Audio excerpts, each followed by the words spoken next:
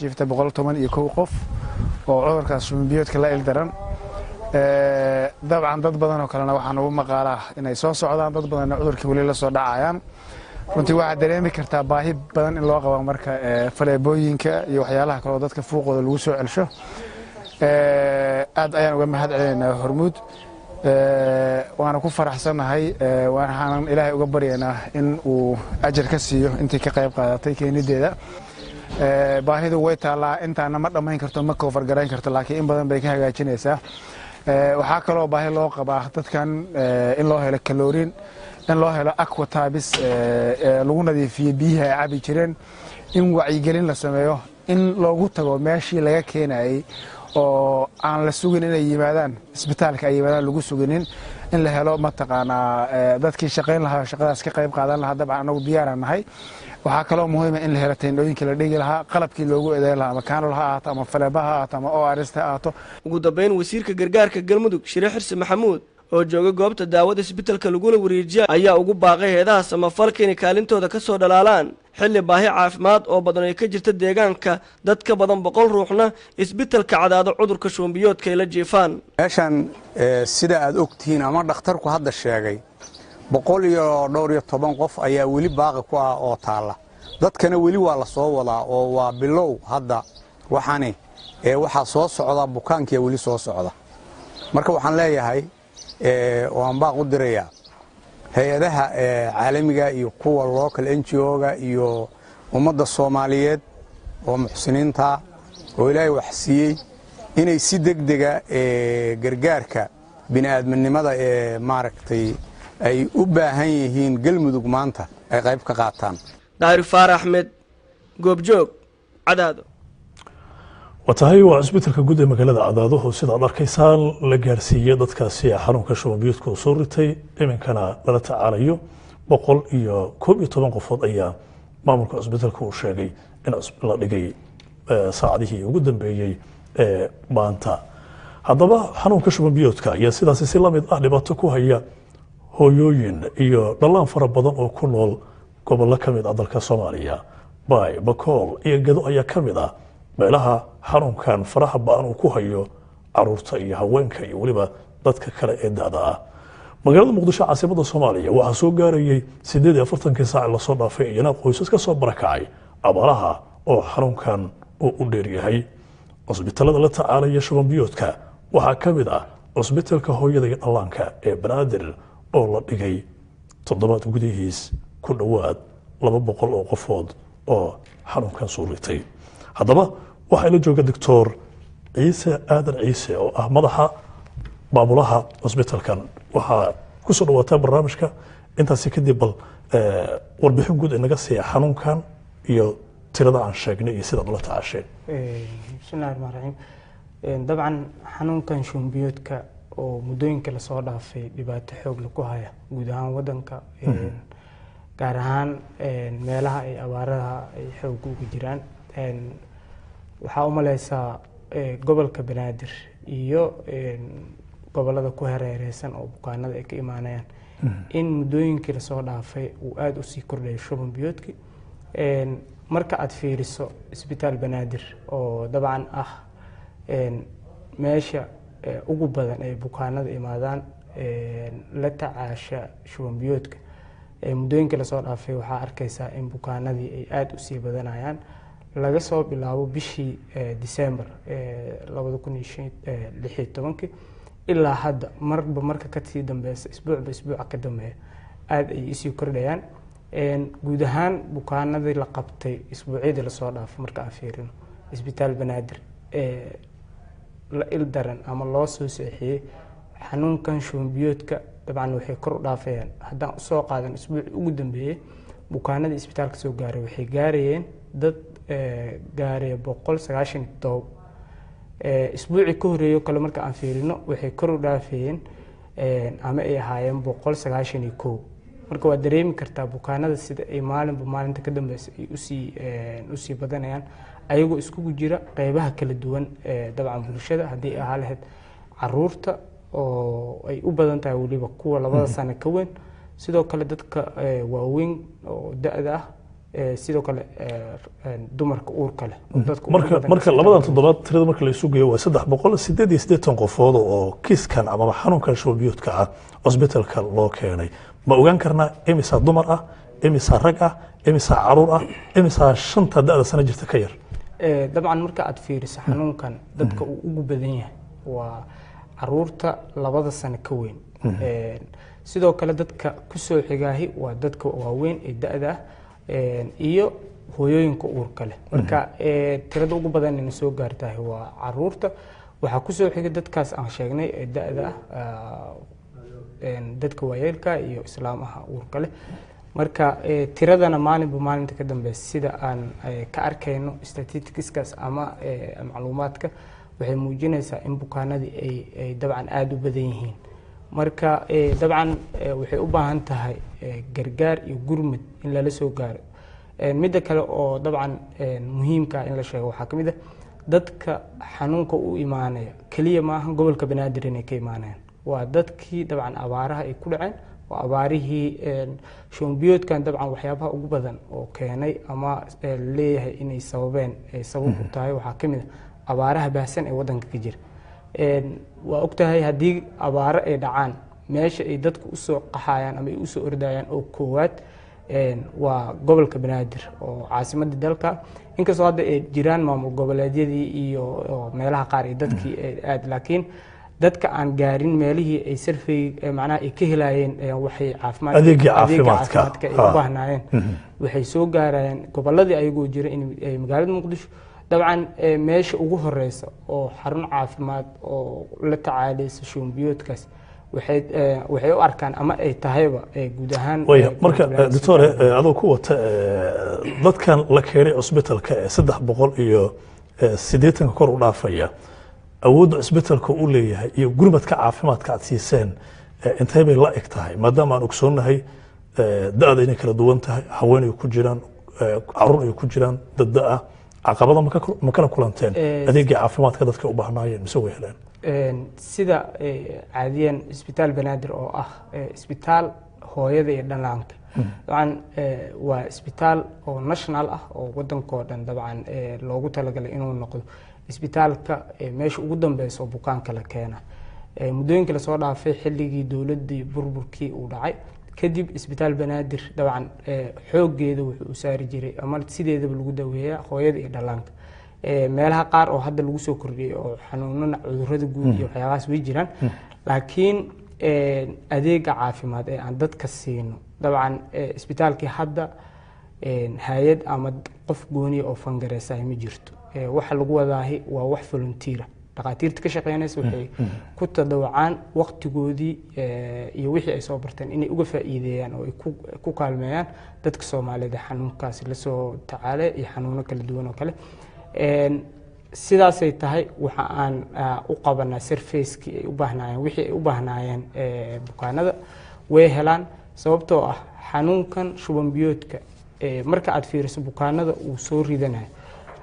waxaa la dhahaa saacado gudahooda bukaanka ku dhiman karaa haddii uusan helinin gargaarka caafimaad oo u baahnaa marka isbitaal banaadir waa bixinaa surface-kii macnaha wixii adeegii dadka caafimaadka u baahnaay sidaas ay tahayna waxaan isleeyahay wax badan oo loo baahnaa in bukaanadii ay helaan oo ku saabsanay adeega caafimaadka way ka maqan yihiin wuuna u baahan yahay markasta in taageero oo maaragtay dadkaas gurmadka loo fidinayo inay ayaga meeshooda lagu soo wax u geeriyooday ma laha ilaa iminka inta la dhigay bukaanka cusbitaalka cudurka shuban biyoodka bukaanada isbitaalka la geeri way jirtaa isbuucii hadda ugu dambeeyay oo kale 197 bukaan ayay ahaayeen 197daas 6 kees oo kamid ayaa ku dhimatay isbitaal banaadir oo dabcan dhibaatada ugu badan oo bukaanadaas la dhimanayaan ma ahan in ay heli waayeen adeegga caafimaad ay u baahnaayeen laakiin dhibka ugu badan oo jira waxa waaye dadkii oo imaanaya waqti dambe oo bukaankii aan wax badan loo qaban karinin sababtoo xanuunkan shuban biyoodka haddii uu qofka ku dhaco wuxuu u baahan yahay in uu helo adeegga caafimaad si dhaqso ah saacado gudahood haddii uusan helinin dhacaankii ama jirkiisa biyo ku jira haddii ay dhamaadaan qofkii fuuqbax ay u dhimanaa marka ummadda Soomaaliyeed dabcan xanuunkan inuu aad noogu sii badana waa dareemayna laakiin waxaa loo baahan yahay qofka haddii lagu arko shuban biyood midda koowaad horta in dadku ay soo siiyaan wax fuuq celin u sameeya sida oo aaristoo kale kadibna ay sida ugu dhaqsiyaha badan ay keenaan xarunta caafimaad ee shubanka lagu daweynayo haddii aysan sidaas dhicinin waqti dambe ayadoo la soo daahi oo aan wax badan loo qaban karin ayaa bukaankii la keenaa bukaankiina waxay sababi kartaa inuu u dhinto xanuunkii loo keeno دكتور آدم عيسى آدم مدحة واحدة حنون كشف بيوتك أسبتر كبنادر أدبض ما تسنتها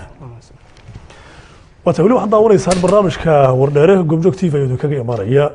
ضلك أبار حوجر أي كجرت أو سامين كوي لتيضتك أي دوم يدا بلها قار جاجة أي هرد أي لون إمارية قلمتك أي باللاوضي شركة البيرك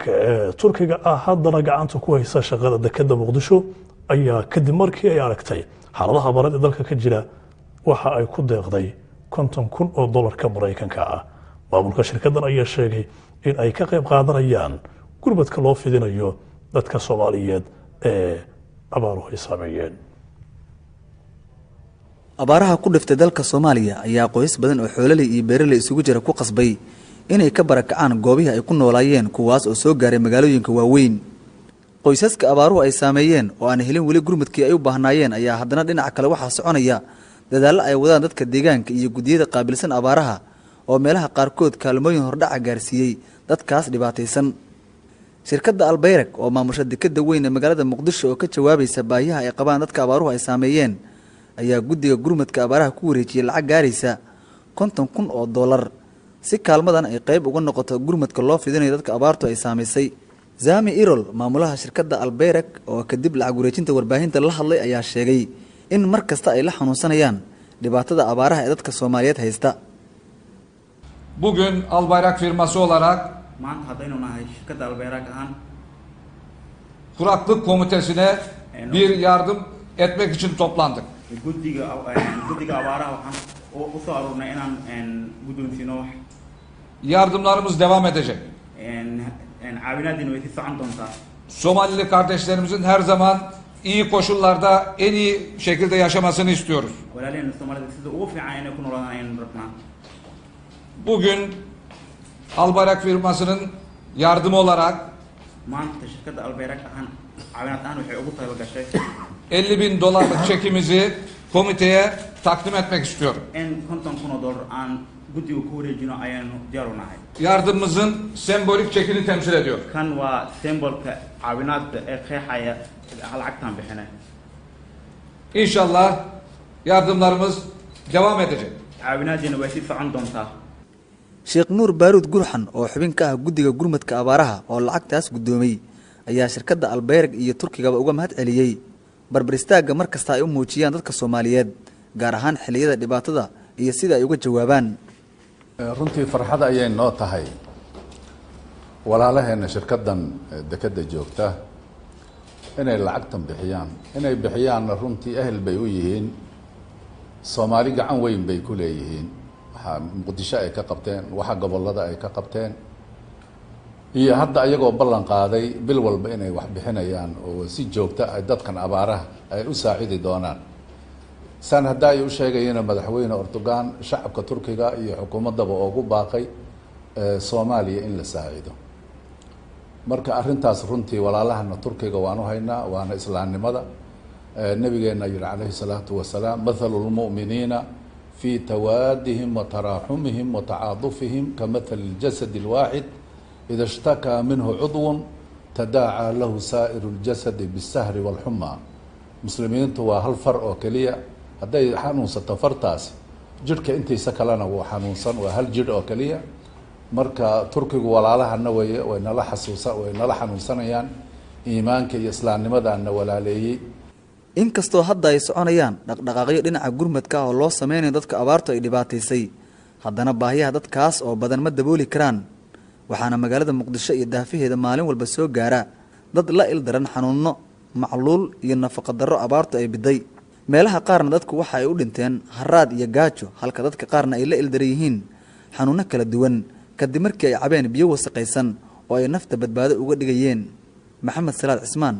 Goobjoog TV مقدشو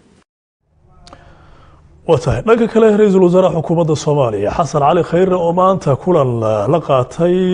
gudiga abaaraha xildhibaan ka tirsan labada aqal ee baarlamaanka Soomaaliya iyo waliba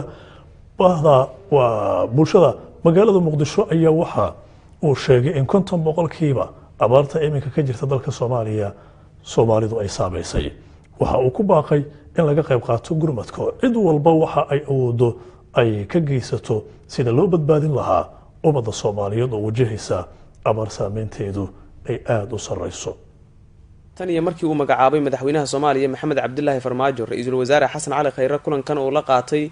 guddiga gurmadka abaaraha ee heer federaal waxa uu ahaa kii labaad kulanka oo ay ka qayb galeen aqoon-yahano iyo dhalinyaro orahdooda la dhageysanayay ayaa sidoo kale waxa goobjoog ahaa ra'iisul wasaare Xasan Cali Khayre iyo guddiga gurmadka abaaraha oo inta badan doodu ay u dhaxaysay waxa kale oo goor dambe yimid gudoomiyaasha rugaha ganacsiga ee maamul goboleedyada iyo gobolka Banaadir wariyaasha ayaan si weyn uga warqabin kulanka iyo orahda la isweydaarsanayay maadaama dibad joog ay ka ahaayeen oo loo sheegay in inta ay kulmayaan madaxdu banaanka ay joogayaan ra'iisul wasaare Xasan Cali Khayre oo warbaahinta la hadlay markii kulanku uu soo idlaaday kadib waxa uu sheegay in kala bar dadka Soomaaliyeed abaartu saameysay sida daraadeedna kaalmada ugu badan hadda laga helo qurba joogta Soomaaliyeed haddana la doonayo in dadku guud ahaan ay u gurmadaan dadka Soomaaliyeed ee abaartu hayso waxaa ka jirta wadanka abaar aad u baahsan oo saameysay ugu yaraan 50% dadka Soomaaliyeed meel walba ay joogaan sidaas daraadeed abaartani maalintii hore aan isu nimidna waa ka hadalnay haddana maanta waxaa isu yimid culamaa diinta dad aqoon-yahaniina ganacsatada Soomaaliyeed shirkadaheeda ugu waaweyn xildhibaano senataro dhalinyaro dhakhaatiir oo kulligood isugu yimid inay ka tashadaan sidii dadka Soomaaliyeed ay dad kale oo Soomaaliyeed ugu gurman lahaayeen baraarujin ay u badnaayeen hadallada ay jeedinayeen culimada Soomaaliyeed wadajir ayay ula hadleen warbaahinta Sheekh Bashiir Axmed Salaad iyo Sheekh Nuur Baaruud Gurxan oo xubna ka ah guddiga gurmadka abaaraha ee heer federaal waxaana ay ummadda Soomaaliyeed ugu baaqeen inay ka qayb qaataan u gurmashada dadka abaaruhu gobolada dalka ay ku saameeyeen dad badan oo Soomaali ah guddiga gurmadka abaaraha xildhibaano wasiiro aqoon-yahan dad badan oo Soomaali ah waxaana la isdhaafsanayay sidii abaarta runtii dhibka badan ee Soomaali gobol walba oo Soomaali ka dhacday sidii wax looga qaban lahaa ayaa laga wada hadlayay gurmadka intii soo gurmatay Allah ka aqbalan leena subhanahu wa ta'ala abaarta Allah naga qaado dadka Allah u gargaaro ummadan waxaan u dardaarmaynaa inay maartay Ilaahay bariya subhanahu wa ta'ala toobadkeenka lagu dadaalo leeska maartay insha Allah garab siiyo leeska maartay kaalmeeyo dhammaan shirkadaha Soomaaliyeed oo maartay runtii door fiican ka qaatay kana qaadan doona gurmadkana ay amaanayna insha Allah ta'ala kulamadu waa ay badan yihiin ee Muqdisho iyo gobolada dalka ka soconaya ee la sheegayo in wax loogu qabanayo dadka Soomaaliyeed oo looga tashanayo sidii wax loogu qaban lahaa dadka abaaruhu ay saameeyeen waxa yar tallaabooyinka ay qaadaan gudiyada gurmadka abaaraha ee heer federaal iyo kuwa maamul goboleed balse hadda waxa muuqanaya dadaal dheeraad ah oo xafiiska ra'iisul wasaaruhu ku bixinayo sidii loogu gurman lahaa dadka abaaruhu ay ku hayaan gobolada dalka Cali Aadan Muumin goobjoog Muqdisho dhawaan taliska militariga Soomaaliya ayaa sheegay in dhaqdhaqaaqa ciidamada militaarka Soomaaliya laga yareeyo magaalada Muqdisho taliska sidoo kale waxa uu soo saaray awaamir quseeya arrimaha ciidamada militariga oo uu sheegay in labiskooda aan loo adeegsan karin ilaalada shirkadaha gaarka ah sidoo kale talisku waxa uu sheegay in Muqdisho ama gudaha magaalada aad looga yareynayo dhaqdhaqaaqa ciidamada militariga taabadalkeedina lagu wareejinayo amniga Muqdisho ciidamada booliiska iyo waliba nabad sugidda taliyaha ciidamada xoogga dalka Soomaaliya Jenaraal Maxamed Aadan Axmed Buud waxa uu sheegay in bedelka ciidanka militariga ammaanka magaalada Muqdisho lagu wareejin doono ciidamada booliiska iyo kuwa nabad sugidda taliyaha oo la hadlayay saraakiisha ciidamada xoogga dalka Soomaaliya ayaa sheegay in saraakiil ka tirsan ciidanka xoogga aan loo ogolaan doonin inay ilaalo u noqdaan mas'uul u gaar ah mas'uul hebel baan la shaqeeyaa waa kaas ma jirto sarkaal ma tahay sarkaal baad noqonaysaa ma rabtid inaad sarkaal noqotid tagadaadaad ku ekaanaysaa saad rabtid baad halkaas mas-uulka aad la joogtid oo security-ga halkanana waa idiin sheegaya wax allaala wixii security-ga ah oo nabadgelyada ka shaqaynaya oo aan saddexda madaxtooyada iyo wixii iyo saddexda madax ahayn waxaa lagu wareejinayaa ciidan kale lagu wareejinaya ciidanka xoogga dalka Soomaaliyeed kama mid noqonaya iyadoo la kala shaandheeyey weliba unit kale oo VIP protection ayay ka mid noqonayaan. askarigii labisan dariiska ciidanka xoogga dalka iyo kuwa aanan wadanba labiska ciidanka misana haysta aqoonsiga ciidanka ayaa lagu arkayaa wadooyinka muqdisho. ciidamadaas ayaa la sheegay in dhibaato isugu jirta dil iyo handadaad ay kula kacaan shacabka Soomaaliyeed. ciidamo iyo gaadiid xoogga dalku leeyahay baa isu imaati kasta oo guddiga nabadgelyada isu tabaadana la soo jeediya dhalinsha markhaati baan markaa anaa markhaati baa cutubkii aan u diray waa la baabiiyey sabab loo baabiiyey anugu ma garanayo cutubkaas cutubkii baan hadda soo celinay saraakiil iyo saraakiil xigeen ayaanu u xullay oo la soo baray hawshaas oo gaadiidaanu siinay oo hub siinay hawshii bay bilaabayaan kii baabuurkiisa beledka laga helo kii isaga beledka laga helo kii wixiisa laga helo oo ayaan munaasib ahayn wuxuu u socdaa munaasib ahayn oo uusan warqad celkiisii ka wada dhaqdhaqaaq baabuurka waa laga qaadayaa. dhibka ugu weyn ee ciidanka lagala kulmo waxa uu ku dhacaa dhalinyarada kaxaysa bajaajka ee ka shaqeeya muqdisho. sidoo kale waxaa jira dilal ciidanka ay geystaan. dilkii ugu dambeeyey waxaa loo geystay wiil dhalinyaro ah isla toddobaadkan gudihiisa agagaarka isgoyska kilomitir 5. ciidanka dilka geysta ayaa baxsaday walow markii dambe lasoo qabtay kadib markii la sheegay madaxtooyada inay soo faragelisay. haddii laga dhabeeyo amarka taliyaha waxay noqonaysaa tillaabo wanaagsan waxna ka bedeli doonta amniga magaalada muqdisho. ibraahim xaaji yuusuf, goobjoog TV, muqdisho. wata haddaba arrintaani taliska militaarka Soomaaliya ee aad daawateen maxay ka bedeli kartaa ammaanka magaalada muqdisho? ma yareyn kartaa dhibaatooyinkii sida ku talagalkaan ahayn ama ku talagalka ah lagala kulmayo ciidamada militaarka? waxaa la jooga Korneel Shariif Xuseen Roobow oo ka faallooda ammaanka ahna khabiir. Korneele, waxaad ku soo dhawaataa barnaamijka Warneer. intaasi kadib haye waa maxay aragtidaada ku aadan qorshahan ciidamada militariga taliyuhu uu soo bandhigay? bismillahi rahmaani rahiim. taliyaha ciidanka xoogga dalka Soomaaliyeed arrinkan hadda uu soo bandhigay mar hore loo baahnaa in maartay laga dhawaajiyo ama se la qabto. waxaa weeye ciidanka dalka Soomaaliya xoogga dalka Soomaaliyeed waxaa loogu talagalay inuu ilaaliyo xuduudaha bariga, badda iyo cirka. mana loogu talagelin maartay ciidanka xoogga dalka Soomaaliya magaalooyinka inuu joogo oo hoteelada maartay hortiisa uu fadhiisto mise madaxda maartay oo staff uu noqdo looma talagelin ciidanka. ciidanka waa ciidan qaran qaranka inuu difaaco ayaa loogu talagalay. sidaas daraaddeed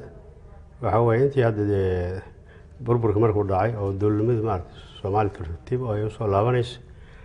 ayaa maartay arrimahaas iska jireen. laakiin maadaama hadda 4 sano la soo dhaafay ee bar dowladda xoraa maartay oo madax bannaan la ahaa oo ku meel gaar laga baxay haddana tan hadda maartay la galaayo maartay xorka iyo madax bannaanida ilaa 60kii baan ahayn. waxaad ula jeedaa isbedelada siyaasadda ku meel gaarka in laga baxay ku meel gaarada marka tanna maartay hadda dowlad maartay oo la aqoonsiyahay oo maartay oo aan ahayn ku meel gaar weeye. marka saas daraaddeed waxaa la rabaa dowladnimada maartay in la sii xoojiyo oo la sii galo oo maartay nidaamka dowladeed la soo celiyo ayaa muhiim ah. marka tan waxay ka mid tahay tallaabo oo muhiim ah in ciidanka maartay magaalada laga waayo.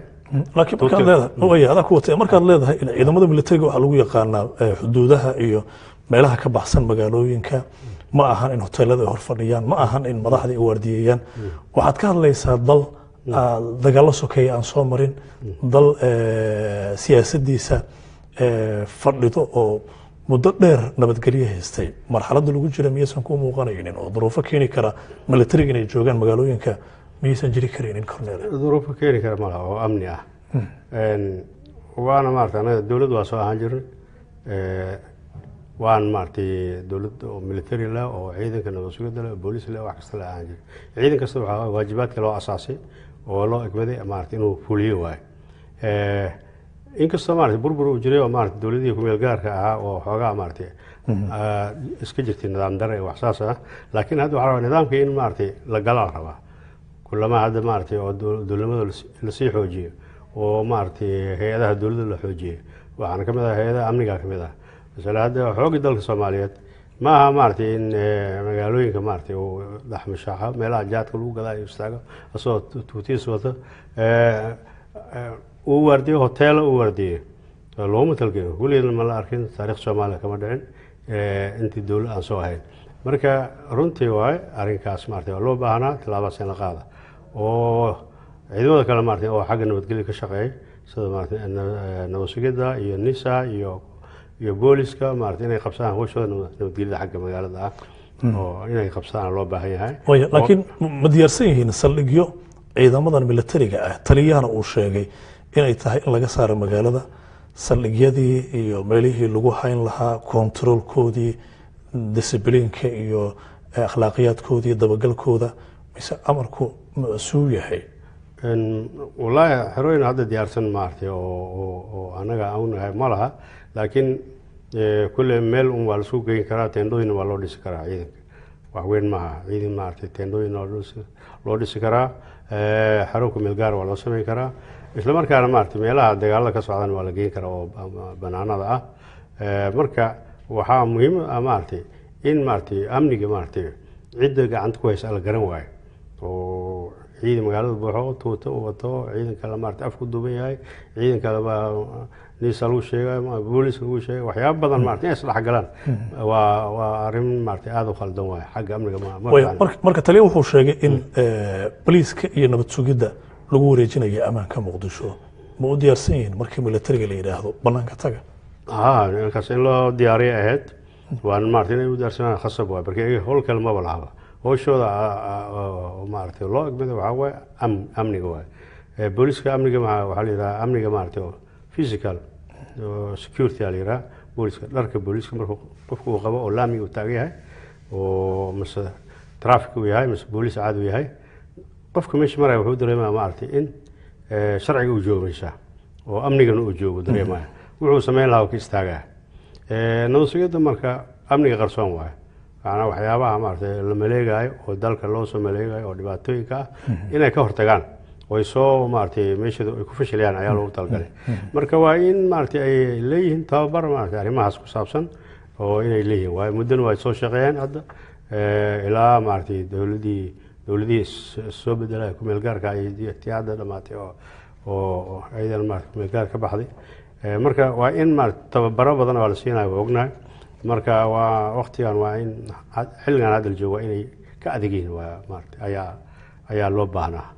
adkaan waay waxbaa jira khalad kalaa jira cornel shariif xuseen robow oo khabiirnanka ammaanka aad baad u mahadsan tahay qaybihii dhexe barnaamijka wardheere ayaa daawanaysaan goobjoog t v xarunta dhexe ee ku leeyahay magaalada muqdisho ayuu daawaday barnaamijkan kaaga imaanaya waxaa inoo soo socda xubnihii ganacsiga iyo inta xiiseysa cayaaraha ha yeeshee markan rugta ganacsiga soomaaliyeed ayaa maanta isku doortay magaalada muqdisho oo samaystay madaxweyne sidaasina sheegay in arrimihii ganacsiga iyo isku xirnaanta ay uga sii shaqayn doonaan doorashada guddoonka rugta ganacsiga soomaaliyeed oo maanta ka dhacday magaalada muqdisho ayaa waxaa ka qayb galay rugaha ganacsiga dowlad goboleedyada iyo kan gobolka banaadir waxaana goobjoog ahaa xubno ka socday ururada bulshada rayidka iyo dowladda soomaaliya ergada doorashada ayaa ugu horeyn ansixiyey xeerka rugta ganacsiga waxaana markii kadib dhacday doorasho gacantaag ahayd oo ay ku tartamayeen 3 musharax u taagnaa xilkan kuwaasi oo kale ahaa Ibraahim Abuukar Shaamow Bashiir Maxamuud iyo sidoo kale Maxamuud Cabdi Kariin Gabeere waxaana doorashada ku guuleystay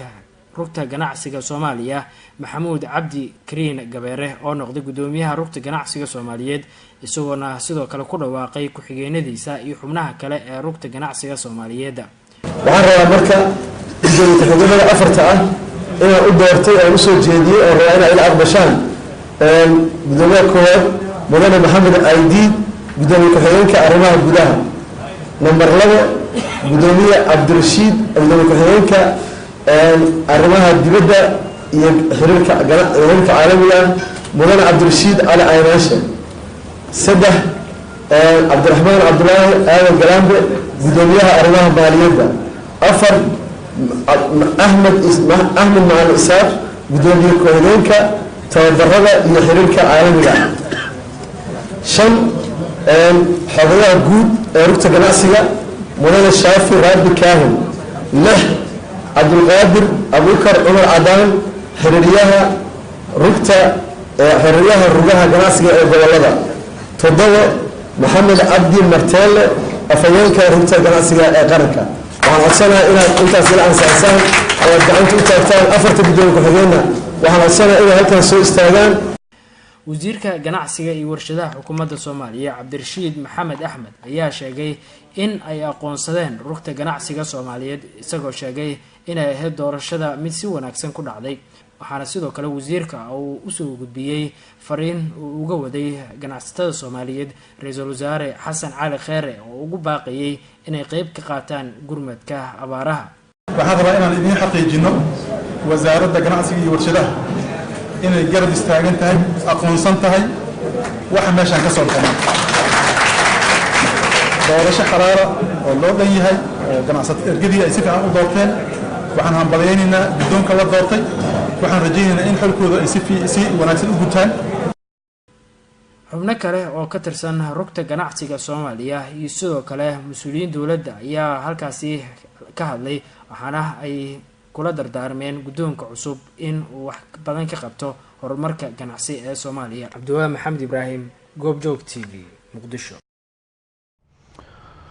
watahay waxaa inoo soo socdaa wararkii dibadda oo Mareykanka oo ka walaacsan xulafadiisa kadib xogihii u baahiyay website-ka WikiLeaks iyo isla Mareykanka oo ciidamo Mareynis u diraya dalka Syria. Hayesha markan waa warkii ganacsiga. Ibraahim Cabdilaahi ayaa inoo soo jeedinaya.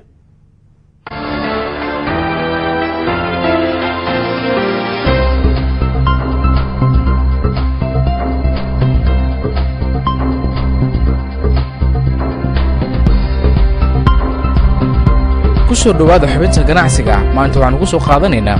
kulan Muqdisho ay ku yeesheen rugta ganacsatada Soomaaliyeed ay kaga hadleen xaaladda ganacsiga ee dalka Soomaaliya. kulankaasi waxaa ka qayb galay mas'uuliyiinta rugta ganacsiga ee maamul goboleedyada. haddaba Maxamed Cabdulaahi Marteelo oo ah gudoomiyaha rugta ganacsiga Galmudug ayaa Cabdiqani Cali Aadan uga waramay waxay isla soo qaadeen. su'aal fiican Hobyo waa caasimadii ama xaruntii ganacsiga ee Galmudug. markaan runta ku sharaxane ma lahan saansaanteedii ma lahan. dekad in la dhiso wax sahla maaha. waa wax u baahan amni, waa wax u baahan dhaqaale, waa wax u baahan qorshe, waa wax u baahan heshiisyo caalami ah. in dekad la iska dhiso oo la taataabto ma dhib yar. laakiin waxa ugu horeeya oo la samayn karo waxaa ka mid ah in marka hore wax laga qabta magaalada Hobyo laftirkeeda. magaalada Hobyo waxay u baahan tahay town plan in loo sameeyo oo la qorsheeyo magaalada. magaalada markaa hadda tagtid hotel male oo maxaan ku rahdaa koronto male oo waxba male. sababtana wax kale maaha lama geey weynin, waa la geyn karaa. laakiin waxay u baahan tahay maamulka dowliga ee Galmudug inuu u soo jeesto inuu degmadaas wax ka qabto. degmadaas Hobyo haddii wax laga qabto degmooyinka kalena way hagaagayaan. qorshaha hadda annagu aan wadno oo aan ayaantaana ku dagaalamayno waxay ahayd in airportkii Hobyo la furo, in koronto la geeyo, in internetkii la geeyo oo aan ku faraxsanahay maanta internet xawaare dheer inuu Hobyo ay taalo. in town planka la sameeyo si dadka hoteelada dhisa lahaa oo dhooban oo xafiisyadeena aadka u soo buuxshay oo maanta meelay hotel ka dhistaan aan jirin inay ka dhistaan. in laga baxo nidaamkan qabiiliga oo loo baxo nidaam dowladeed oo culus. in amniga Hobyo la sugo oo la helo ciidan nabad sugid iyo booliis iyo in maxkamad la helo cadaalad oo dadka ay ku kala garsootaan. waxaasoo dhan wax ku xiran waayo dadka deegaanku inay isku tagaan oo ay samaystaan. hadda duqa magaalada wuu dhisan yahay in la sameeyo city councilkii ama la sameeyo guddigii maamulka degmada. waxaasoo dhan marka la sameeyo waxaa imaan doonta haddii la yidhahdo magaalo Hobyo oo qof kastoo Soomaaliyed uu maal gashan karo. gabagabadii waxaa tahay gudoomiyaha rugta ganacsiga Galmudug, maxaad ugu baaqaysaa ganacsatada Galmudug? runtii ganacsatada Galmudug waxay joogaan meel walba. kuwa Boosaaso wax ka soo degsado, kuwa Kismaayo wax ka soo degsado, kuwa Xamar wax ka soo degsado, dhammaantood waxay u badan yihiin Galmudug. waxaa muhiima in xoogga la saaro 3 shay. in kaabayaasha dhaqaalaha Galmudug laga shaqeeyo, jidadka oo haddeertaan jidad ay socdaan, garoomadii diyaaradaha ay socdaan iyo wax la mid ah. waxaa muhiima in amniga laga shaqeeyo oo ayaduna aad muhiim ah. meelaan amni lahayn lama tegi karo. waxaa kaloo muhiima darisaynta in laga shaqeeyo oo mushkiladda gaalkacyo ka taalla wax laga qabto. sababtoo ah haddii dariskaaga uu dhibkaa markasta kaala yaallo wax haba yaraatee horumar ma gaaraysid. waa tahay iminkana waa warkii cayaaraha. Nasr ayaa inoo soo jeedinaysaa.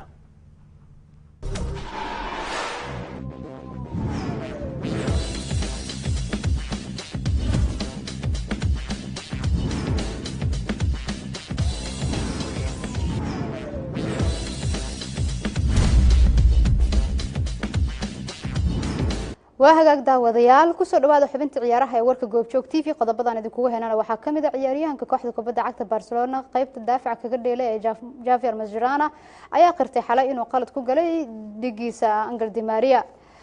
Javier Mascherano ayaa qirtay inuu Angel Di Maria ku khilaafay dilinta ganaaxa gudaheeda ciyaartii taariikhda ahayd ee xalay Barcelona 6-1 uga adkaatay PSG gurigeeda Nou Camp Stadium. daafaca reer Argentina ayaa xidiga ay dhalasho wadaag yihiin ku dhexreeday dilinta ganaaxa xilli ay ciyaartu mareysay daqiiqadii 85 isla markaana ay Barcelona ku hogaaminaysay 3 gool iyo 1. wiilasha Luis Enrique ayaa inta kadib qaabeeyay inay 3 gool ku dhaliyaan 7 daqiiqo gudahood iyadoo Sergio Roberto looga mahadinayo goolka guusha kadib dabaaldegyo waali oo ka dhacay gegada Nou Camp. Mascherano ayaa qirtay qaladkii ugu galay Di Maria. way caddahay inaan qalad ku galay Di Maria laakiin waxaan aaminsanahay inay taasi ahayn sababta aan tartanka uga ciribtirna PSG. raaligelin ayaan siinayaa wiilka aan dhalasho wadaaganahay ayuu yiri Mascherano. Arsenalna waxa macquul in xidiga dhowr ay ka tagaan kadib caqabadaha haysta ee guuldarooyinka ay soo wajahay aawadeed. kooxda kubadda cagta Arsenal ayaa caqabado waaliye markaan wajahaysa dhanka ciyaartoydeeda qandaraasyada u kordhinaya sida Daily Mail ay sheegayso.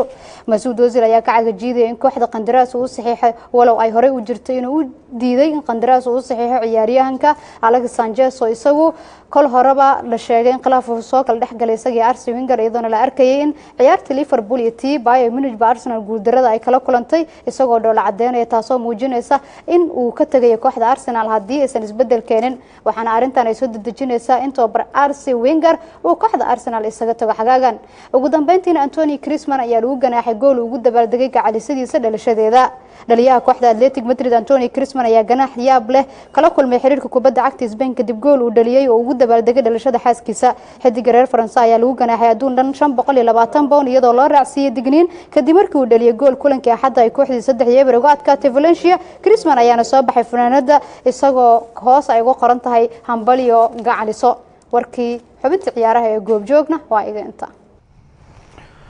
watayna sarkiin aad bay u mahadsan tahay. iminkana wararkii dibadda Mareykanka ayaa ka walaacsan xulafadiisa kadib xogihii uu baahiyay website-ka WikiLeaks. saraakiisha Mareykanka ayaa bilaabay baaritaano ay ku sameynayaan xogaha la dusiyay ee uu baahiyay website-ka WikiLeaks kuwaasi oo ku saabsan hababka ay CIA-da u baarta dambiyada. CIA-da ayaa xaqiijinaysa in xogahan